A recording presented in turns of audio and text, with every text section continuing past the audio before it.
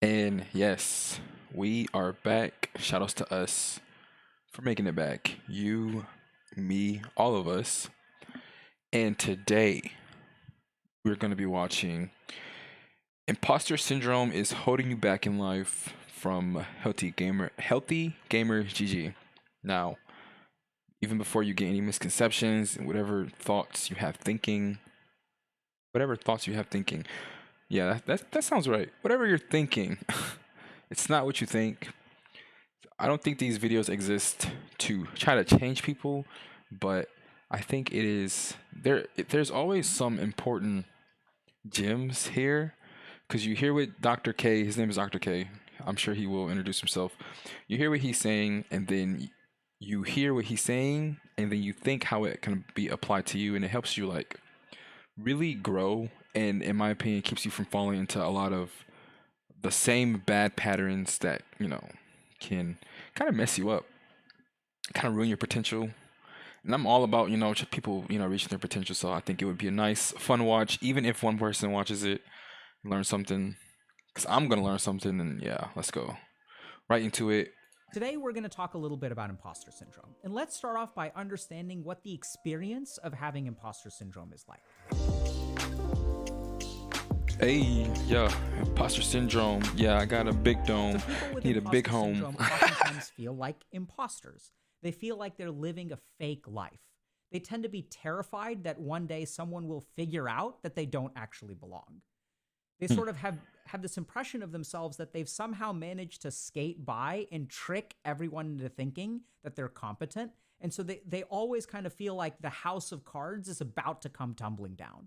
So it's a very stressful experience to feel like an imposter and to have imposter syndrome. Hey there. I kind of feel like this at work because they want you to work really hard, super hard, but I'm not working hard. So whenever my manager is walking towards me, I'm thinking it's like something bad because I know I'm not working hard, and I don't want to be told that I'm not working hard. It's kind of weird.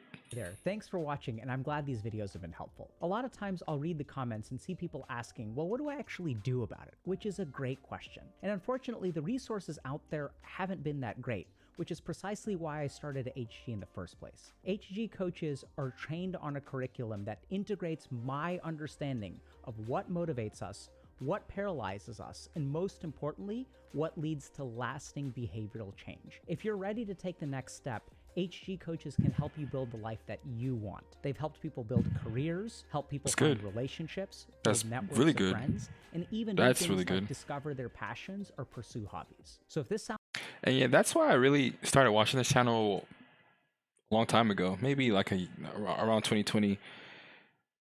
Everyone, in my opinion, has something very special about them, like very special about them, like because that's how growing up works. But it often gets held back because of just like trauma and just bad habits. like something that you'd be interested in, check out the And link I in just the want to know description how to below. like get past There are that. a couple of other key features which are really important to understand. The most important is actually that someone's accomplishments don't actually lead to a sense of competence. So if we look at a normal person, when I succeed or accomplish something, what tends to happen is my self-esteem gets a boost, right? Like, after all, I was successful, I did a good job, I should feel better about myself. But with someone with imposter syndrome, the opposite actually happens. When someone with imposter syndrome succeeds or accomplishes something, instead of it actually boosting their competence, they somehow arrive at the conclusion that they've faked it, that they don't actually deserve to be successful. They didn't Mm, actually achieve something through their own effort. And so paradoxically, the better they do, the worse they feel about themselves. And so where does imposter syndrome really come from? How does someone start to think this way? And so mm. research shows that it actually begins usually in childhood. So there are two main sort of profiles of people who develop imposter syndrome. The first profile is sibling of a golden child or gifted kid. Sibling of a golden child or gifted kid. I'm an only child, so that's probably why I don't relate to this on a very specific level. So but I can understand, growing up along someone who gets better grades, all the good stuff, and your parents expect that from you naturally. And I can imagine how those expectations can like crash and like have you like haunted, bro. So these are situations in which someone grew up having usually an older sibling who's very, very accomplished. And frequently that families would make comparisons between the person who eventually develops imposter syndrome and the golden child. So these Mm. are situations in which growing up, parents will say things like, oh, your older sibling is so smart. They're so talented. They do such a good job. It seems like the older sibling is effortlessly successful. And meanwhile, Effortlessly. you've got the younger sibling who's terrified and struggling to keep up because they've got very, very big shoes to fill, a lot of parental expectations. And if my older brother and sister are able to do it, I should be able to do it too. The other interesting thing is that the other group of kids who grew up to have imposter syndrome actually deal with those pressures directly themselves. They are sort of viewed as a gifted kid or golden child. And these kids tend to come from high achieving families that put a lot of pressure on their kids. This I can relate a little bit more on because when we used to play games as kids, you know, this is not like a me thing. This is like if you have a group of people who suck at games and you have someone who's just good at the games or a particular game, they get gassed up. They're like, "Oh, he's the best. So he does this." And if you have like a room full of 5 or 10 people, it can definitely feel like a type of way. Like you're the best person in the room. Like, this is strictly obviously to games, but I can relate to this because I used to get like a lot of praise for being good at like Mario Party. And I was a sore loser because I used to people used to be like, "Oh yeah, you're so good at games," and when I lost, I was like, "There's no way this is my fault," and I would just like turn the game off or something. Crazy. And the key thing here is that parents of children who grow up to have imposter syndrome will appreciate the child's accomplishments, but won't appreciate or actually denigrate the efforts that the child has to go through. So these are parents who wouldn't sort of say, "Hey, you got an A. That's a really good job. You must have worked really, really hard to get that A." In fact, what these parents will do is they'll sort of assume that the child should get an A, right? Because you're smart and because we're smart and because you're so smart and talented, Mm. everything should be easy for you. And so when they start to deal with a child who sort of and kind of put a pressure on them that everything should be easy for you, what does that do to the child? It creates a very, very scary situation where, oh, I managed to do a good job, which is what I was supposed to do, right? So like I got an A, that's what I'm supposed to do, but it's supposed to be easy for me, but it was hard for me. And so what starts to happen is they start to lose confidence in themselves and they start to believe that achievement should be effortless in nature. And if I am having to work hard to get an A, then there must be something wrong with me. So Mm. these are the two backgrounds Mm. that lead to imposter syndrome. If we kind of tunnel down to what is the Now, when you think about, oh, hold on. Actually, I'll say it. So when you think about that, that actually is, in my opinion, what plagues like all gaming communities. Hearing him say that, that's like literally the problem with almost all competitive by nature gaming communities. They see clips, they see esports, they see pros, they want to copy them so badly without the practice. And then when they go to copy them and they fail, it's like, man, it must be y'all, it can't be me. It's like a reverse imposter syndrome, like a self-imposed imposter syndrome. common shared feature. The most common feature of imposter syndrome is this idea that the more success you have, the more you accomplish, the less competent you feel in yourself. And this is something that I got super interested in. So when I was doing my residency at Massachusetts General Hospital, we got a lot of kids who were like college students from MIT and Harvard and places like that. And I saw something really bizarre, which is that these kids should feel really confident in themselves, right? These are some of the smartest kids, most talented kids, most accomplished kids in university in the United States. And yet they have really bad self esteem problems. And as I continued working with kind of like high achievers, I noticed that imposter syndrome kept on cropping up over and over and over again. And I got kind of confused, right? Because as I worked with like bankers from places like Goldman Sachs or like, other really talented people, entrepreneurs, CEOs, things like that, game developers from like, very prestigious companies, I was super surprised that I was seeing more and more and more imposter syndrome. And so I started to think a little bit about, okay, hold on a second. Like, why is this? Okay, so we sort of know that the more you accomplish, you're not able to develop a sense of competence. But why is it that all of these people at high performing institutions are winding up with imposter syndrome? Because I thought that imposter syndrome is like a bad thing, right? These are people who are suffering with imposter syndrome. They're stressed out all the time. They're afraid that everything is going to come crashing down around them. But this is when I sort of realized that imposter syndrome isn't a bug, it's actually a feature. And if you look at Not a research on bug. imposter syndrome, what you begin to realize, It's a and feature. if you work with these people, is that the reason that imposter syndrome is so prevalent and is so hard to deal with is because it's actually an advantage in some ways. So imposter syndrome is essentially an adaptive response. It's something that's a painful adaptation. It's an adaptation that leads to suffering. Hold on. Let's go one more time. Is so prevalent and is so hard to deal with is because it's actually an advantage in some ways.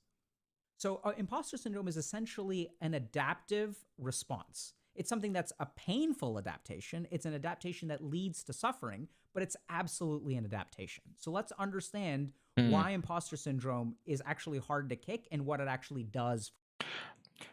Something interesting. How come it feels like all our like naturally humans have all these mechanisms built in that force you to go through suffering? It feels like all these are just naturally occurring. They, at the end of the tunnel, it's always suffering, but if you get over that, you always become a better person. What if the point of life is just to suffer and suffer until you just become ultimately bliss? For people. Maybe. So let's start by looking at a normal person, okay? So a normal person works really, really, really hard, and then they accomplish something. They succeed in some way. And when they succeed in something, they feel good about themselves. And what do? They go out and they celebrate.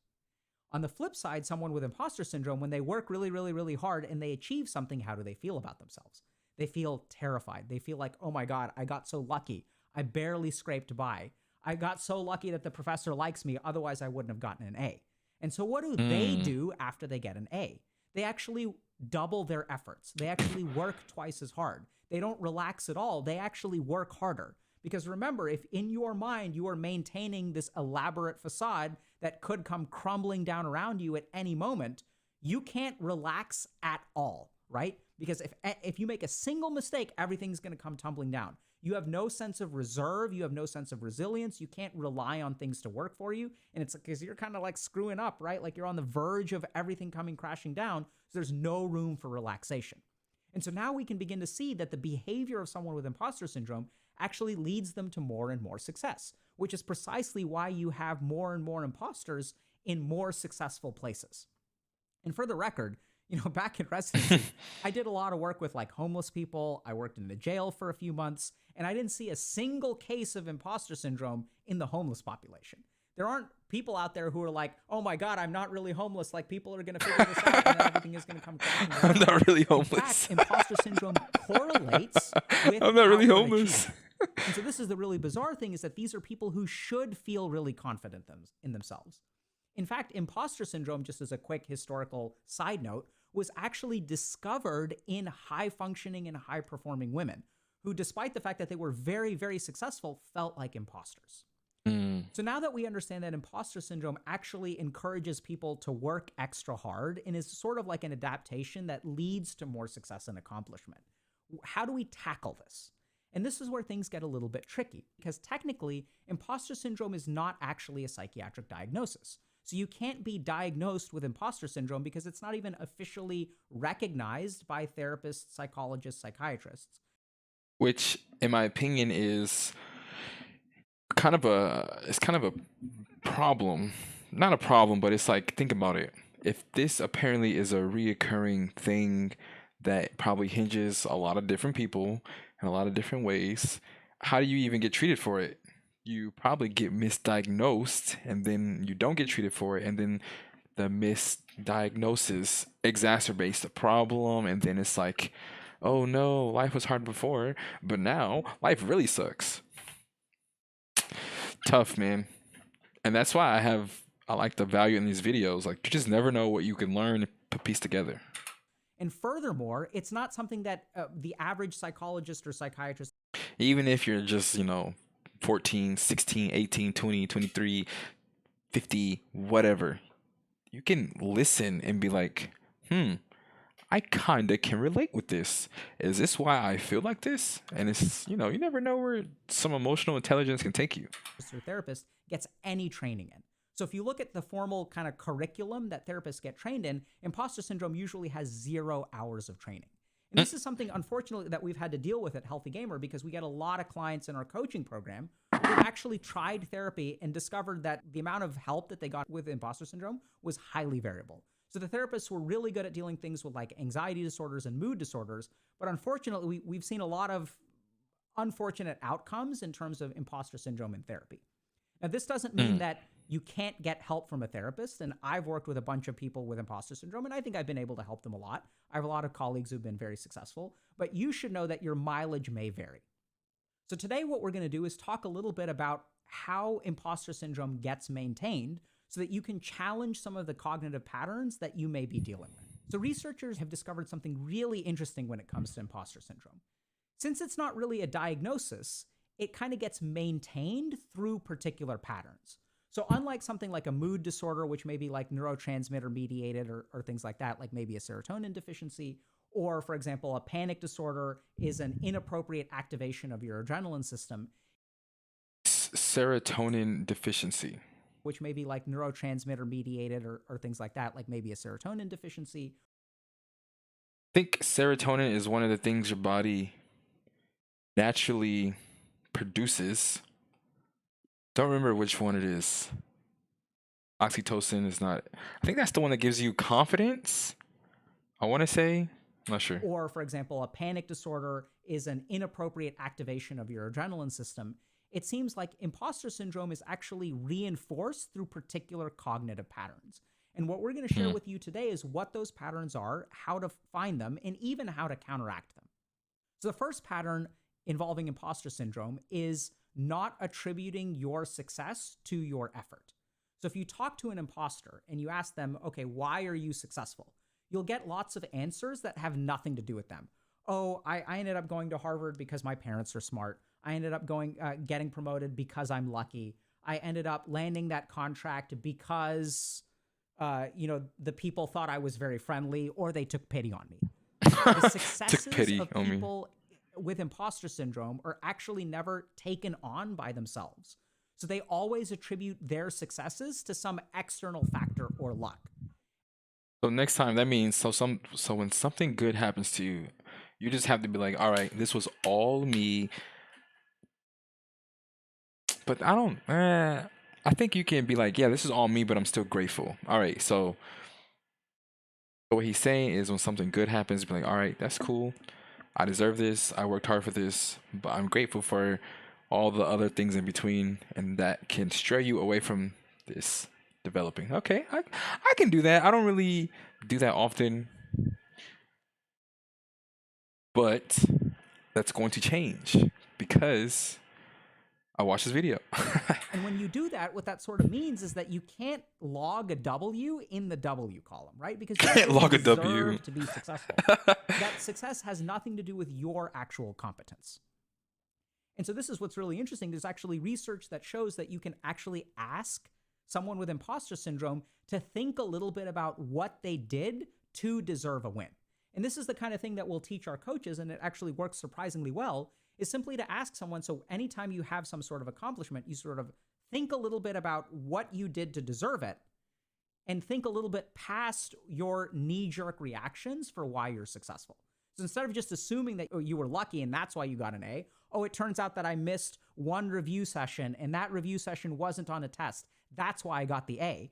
Whereas this person is ignoring the 90% of the stuff that they did right. They went to class every day. They did their homework every day. They went to all the other review sessions that were on the test. They got notes from a friend. So there's a really interesting cognitive pattern that happens in people with imposter syndrome, which is that they actually devalue their own efforts that lead to success. Okay, this is the big one because I have a friend, I'm not going to say who, but they have, all the means to be success, but they don't like value their own effort, so they just stop trying. And someone with a YouTube channel, whatever, 300 subs, 300 something subs, even one, like, I think people look at the sub number as like the actual success or whatever, like has the high value. I think you should be looking at the comments and the interaction. Do people just like what you do? but this can be like extended anywhere, like in a lot of ways. But to that specific person, it should just be more like, do people like what you do? Yes, no. Yes, okay, keep doing it. Boom. I can take that. I can take that advice. I mean, I kind of fell into that, but I'm slowly working on it, getting it out of the way. So what you want to do if you struggle as an imposter is anytime you're successful, pay attention to that first thing that your mind says, which is that you're lucky, and instead think a little bit about what did you do to deserve this. The second cognitive pattern that maintains imposter syndrome is that we attribute other people's successes to hard work. So when someone else gets promoted, when someone else gets an A, that's because they worked really hard and they really deserve it, right? They Mm. didn't get lucky. There was no nepotism involved or anything like that. Everyone else's successes, they deserve. But my successes, I don't deserve. So the second cognitive pattern that we need to attack is that one. So this is a situation where when you see someone else succeed, what is your default response in your mind? Wow, they really deserve it. And so this is where what we actually want. That is more or less my outlook on things. When good things happen to people, I'm like, oh, I'm happy for them. You know, I try not to be a hater. I try not to complain too much. I want everyone to win because I feel like if everyone wins, everyone can be happy. I'm not saying everyone will be, but like that's like my lookout on it. Like, you know, I want everyone to just be happy and not be happy. Want to do is flip the script a little bit and start to ask yourself, well, what are the advantages that they had? In what ways did they get lucky? And even articulating some of this stuff starts to challenge this cognitive pattern. The third cognitive pattern in imposter syndrome is an emphasis on pleasing others. So when you're successful or not, it Mm, really has nothing to do with you. So your idea of mm. success, if you're an imposter, is what do other people think? So This is the one. This is the one that actually plagues me heavily. So many times I'll be doing something, playing a game, whatever, post, whatever. And I'm thinking, what do other people think about this? I I actually have that problem all the time. I think, what would the person I don't like the most in this current moment think about this? But now that I understand it, that demon is getting slayed. So if I get an A, and this is where kind of that high achieving families dynamic comes in, Mm, when I mm-hmm. get an A, Yep, what do other people think about it? That's what imposters care about. yep. So if you're a kid who grew up with a sibling who was a golden child, even if you get an A, no one is proud of that accomplishment in and of itself, right? They're not proud of that accomplishment. What they're proud of, what you're kind of doing is you're comparing your accomplishments to other people. So one of the things that we know about people with imposter syndrome is they're very, very concerned with external opinions and external validation. And that's why we're so terrified of everything coming crashing down and people will it'll be revealed that we're imposters and we don't actually My thing is, it's because it has happened to me before. Totally was on some fake vibe. Was not myself. Was very ingenuine from start to finish, and the House of Cards came down on me, and I never really like recovered that sense of like confidence. But now that I understand it, we can start slaying demons for real. deserve our success. So when you succeed, the mind of someone with imposter syndrome is going to default to thinking about what other people think. So when I get an A on a test, I'm not happy until my parents say, "Good job, kid, you're so smart." When I do Mm, a good job at work, what I really care about, I can't relax or feel competent or feel proud until my boss says, "Good job." And once I've made my boss mm. happy, I have maintained the scam, right? This is another Maintain the day that's scam. gone by at work where they haven't figured out I'm incompetent. And my boss still thinks that I'm a good person, right? So we really care what other people think, and we're not able to take pride in our own accomplishments.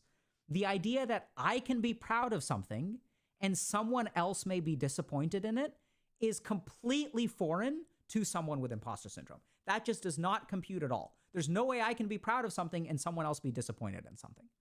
And so this is the thing that we kind of want to tackle is to develop a sense of pride in our own accomplishments. And that too can be done somewhat simply by simply asking yourself, okay, when you do a good job at something, how do you feel about it?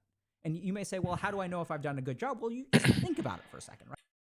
And that's actually the main reason I started going to the gym, subconsciously, I believe, or I started working out, is everything I was doing, I didn't feel any pride about it, no accomplishment. I was just like, I'm doing this, okay, another day I'm doing this. But after, going to the gym, and I'm still learning, obviously, still learning what works for me, still learning what works for, the overall like bigger picture of it. I'm still learning stuff every day. Some people won't like how I do things. That's what I'm learning as well. And I can't get offended by that, but it is really important to my character now that I've been working out, because it's like the only place I can really get any sense of accomplishment. So that has been helping. Right? So if you went to work today, you can ask yourself, what can I be proud of that I did today? If you cooked a meal, Nothing. what can you be Can't proud of? stand What work. are you actually satisfied with? Was the meal tasty to you? Was there any part of it that you can be proud of? And the key thing I won't say that. There's some parts of work that I like. If I had to really pick something I could be proud of, it would be my interactions with my coworkers. That would probably be it. Everything else is whack. is that people with imposter syndrome actually skip this step. They try really hard to skip that step. And they substitute it with, well, what did other people think about the meal that I made? So if you want to challenge this cognitive pattern of imposter syndrome, just stop for a second and think a little bit about, what can I take pride in? What can I actually be proud of? So at the end of the day, imposter syndrome is something that we're seeing more and more and more. And bizarrely, the people with imposter syndrome are the ones that kind of deserve it the least. So the more accomplished you are, the more likely you are to feel imposter syndrome. And we've seen this a lot in our career coaching program, in our creator coaching program, where we work with people like YouTube creators and Twitch creators, and all of them have imposter syndrome. And why is that? Is because you consume media, you consume YouTube, you see, oh, someone's successful, it must be because of the hair, how they look, and people comment on specific things about these people. You see it, like you can read comments and be like, oh, they like how they speak, they like how they talk, they like their whatever. And you can be like, well, if someone else likes it, they'll like it on me too.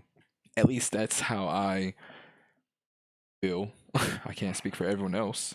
It's because imposter syndrome is not actually, while it's harmful, it's also adaptive. So it's a harmful Yeah, like it's an adaptive way of thinking for me. adaptation. And how is it adaptive? Well, that's because someone with imposter syndrome, instead of celebrating when they do a good job, what they actually do is panic and work twice as hard. And if you really think about it, instead of celebrating, if you're panicking all the time and working twice as hard, do you suffer? Sure. But you're also going to be very, very, very accomplished and very successful because you're working hard all the time. And as people are able to acknowledge the things that they've done that deserve success, as people are able to acknowledge that if someone else is successful, maybe they got a little bit lucky too. And lastly, as people are able to take pride in themselves instead of relying on someone else's validation, that's when you start to see imposter syndrome get a lot better. I like that. I personally learned something, and that's all you can really ask for, is to learn something, self-reflect, and keep going. So for me, this dog is crazy. For me personally, I think I just need to, take more pride in my own accomplishments. Don't really look for other people to lift me up with them, because people are not going to respond how I want them to my accomplishments, and that has been a problem for me for a long time. So, great video. Anyways, that's the video. Thanks for watching. Shout out to Dr. K. Imposter syndrome doesn't always lead to working harder. It also leads to paralysis, procrastination, breakdowns, and burnouts. And this is kind of where I am, or I was, with in the last 3 weeks. I have not been feeling it, but overcome it. You got to. Got to. Got to. Anyways, that's the video. See you guys in the next one. Tell someone you appreciate them, you love them, and peace.